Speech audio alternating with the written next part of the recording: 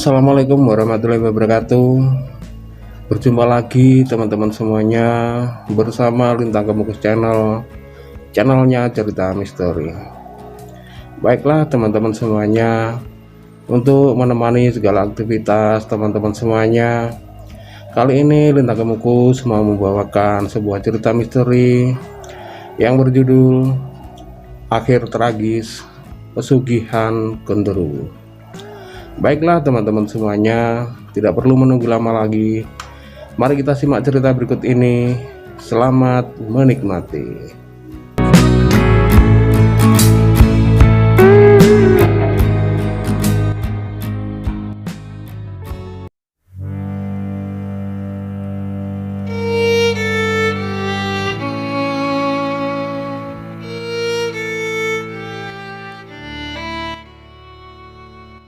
Orang hidup di dunia ini banyak mengalami kejadian-kejadian yang sangat menyakitkan ataupun sangat menyenangkan. Begitu juga dengan perekonomian keluarga kita. Ada yang miskin, ada yang kaya, ada yang berkecukupan. Tapi sangat menyesakkan sekali bila dalam kehidupan keluarga kita hidup dalam kemiskinan.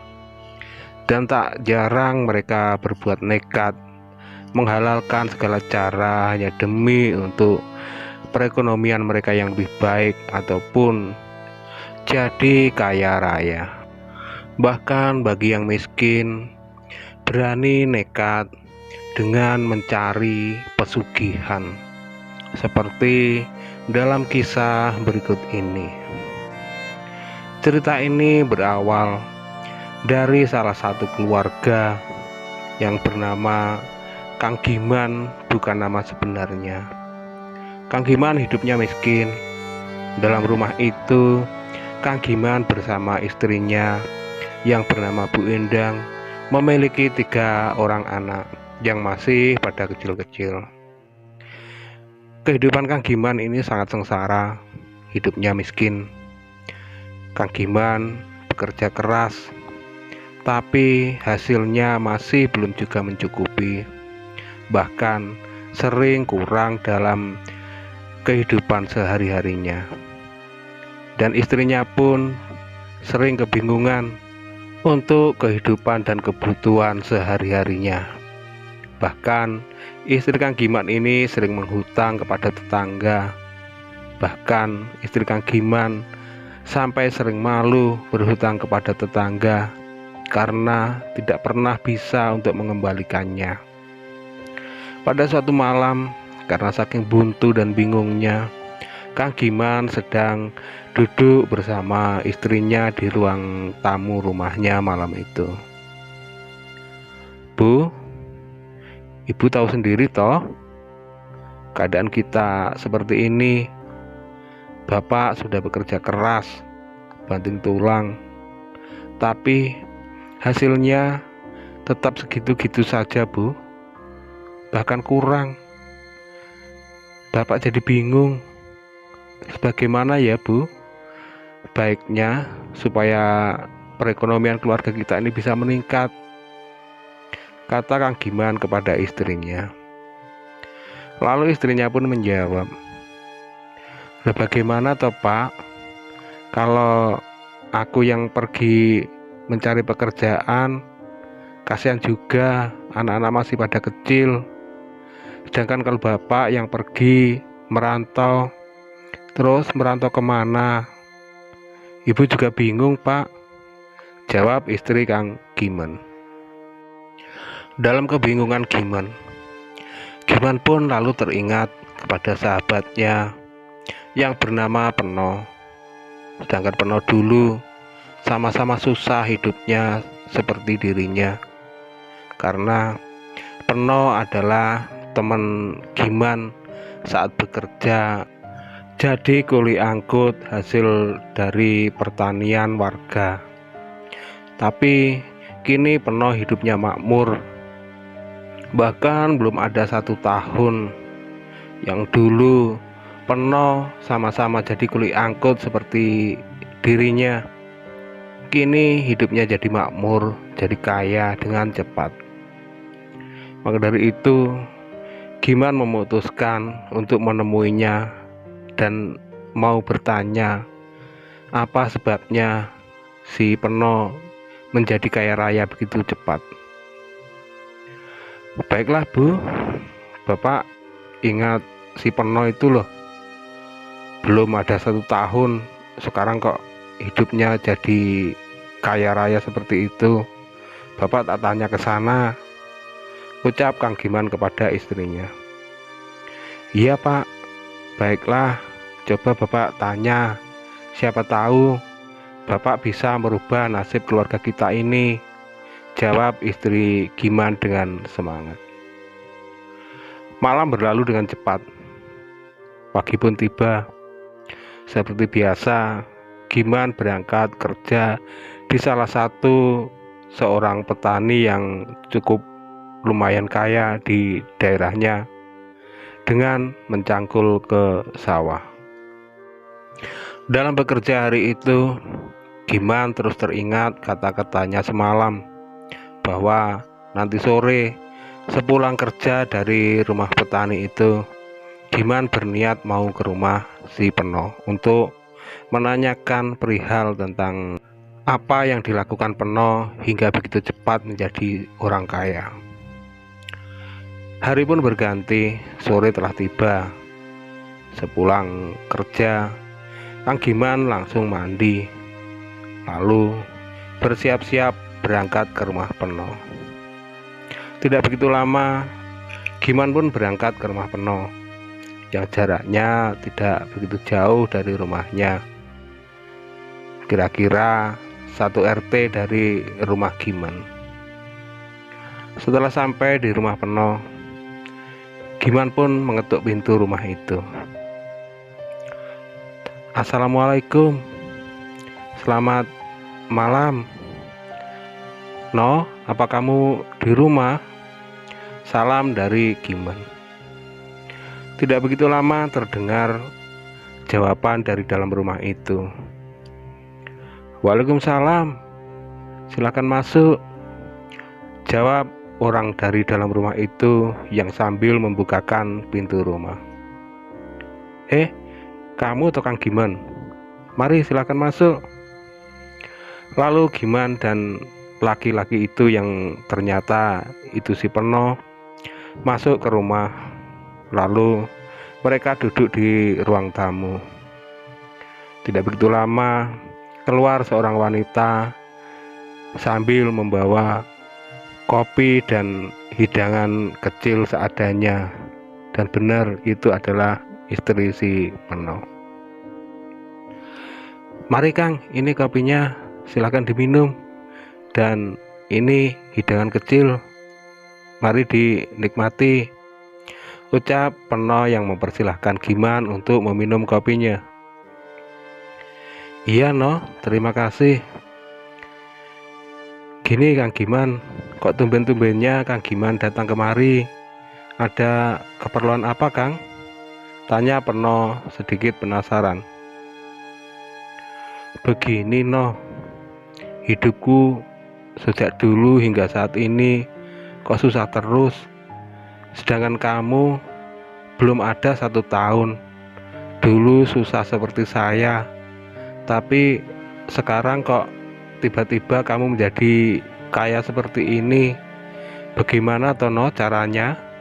Mbok aku diberitahu, ucap Giman sambil bertanya kepada Peno. Oh, soal itu toh Kang. Begini Kang, sebenarnya kekayaan saya ini dulu berawal saat saya minta tolong kepada Mbah Broto, dan boleh dikata namanya pesugihan Kang. Tapi saya sendiri nggak tahu pesugihan apa, tapi tiba-tiba saya menjadi kaya seperti ini, ucap Peno kepada Giman. Pesugihan? Tanya Giman sedikit heran. Kalau pesugihan apa enggak beresiko Tono? Apa nanti nggak minta tumbal, ucap Giman lagi. Nggak tahulah Kang, tapi yang jelas sampai saat ini belum ada yang ditumbalkan Kang. Kang Giman lihat sendiri, saya dan keluarga saya masih utuh, masih hidup, ucap Peno.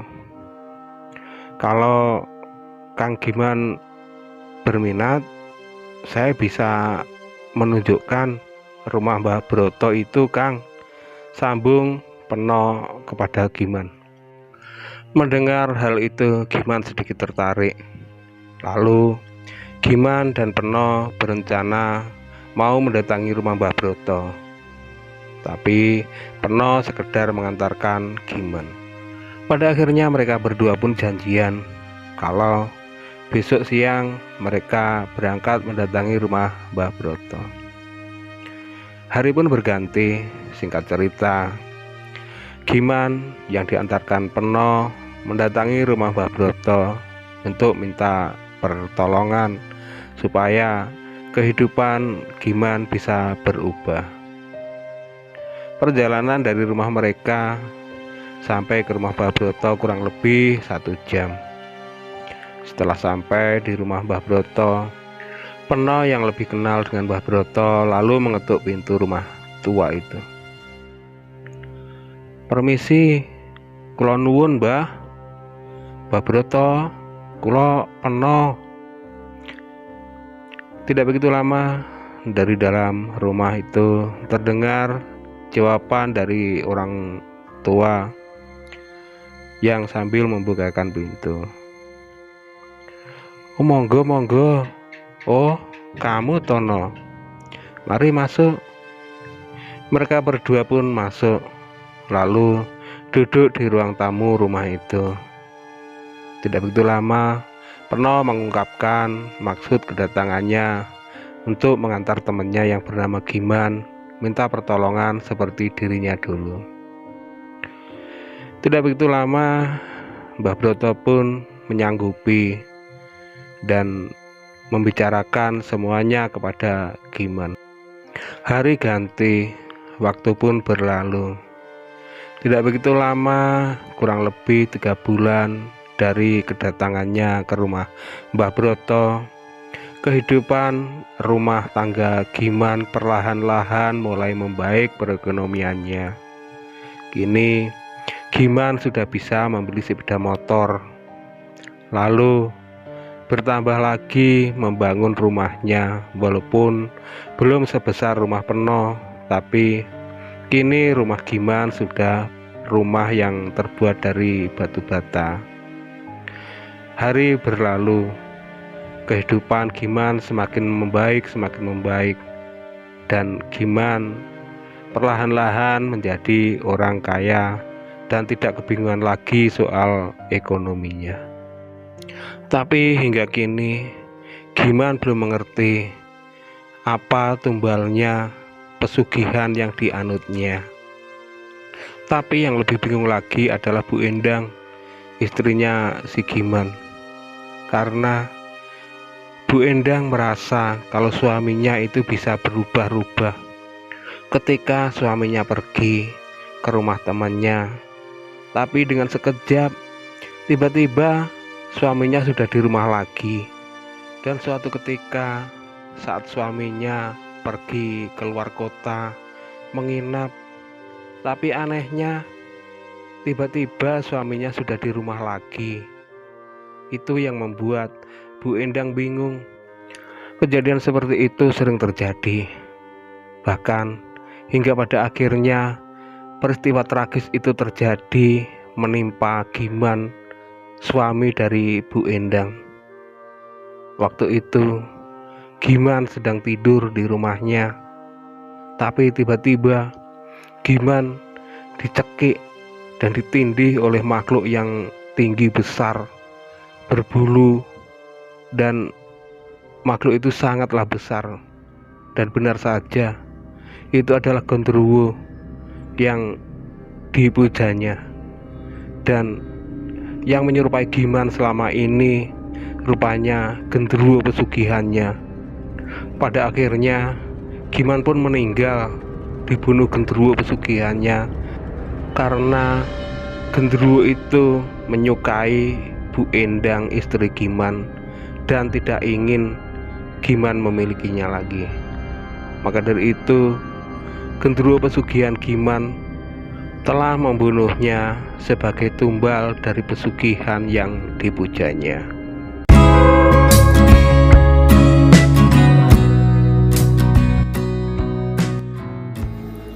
Baiklah teman-teman Lintang Kembar semuanya, demikian tadi cerita misteri akhir tragis pesugihan genderuwo, dan terima kasih atas segala perhatiannya. Mohon maaf semua kesalahan. Jangan lupa like, komen, dan subscribe di Lintang Kembar channelnya Cerita Misteri agar kami lebih semangat lagi dalam membuat cerita-cerita misteri berikutnya. Nantikan kembali kisah-kisah menarik yang lainnya tetap di Lintang Kembar channel. Saya akhiri sampai di sini. Ihdinas siratal mustaqim. Assalamualaikum warahmatullahi wabarakatuh. Selamat istirahat dan terima kasih.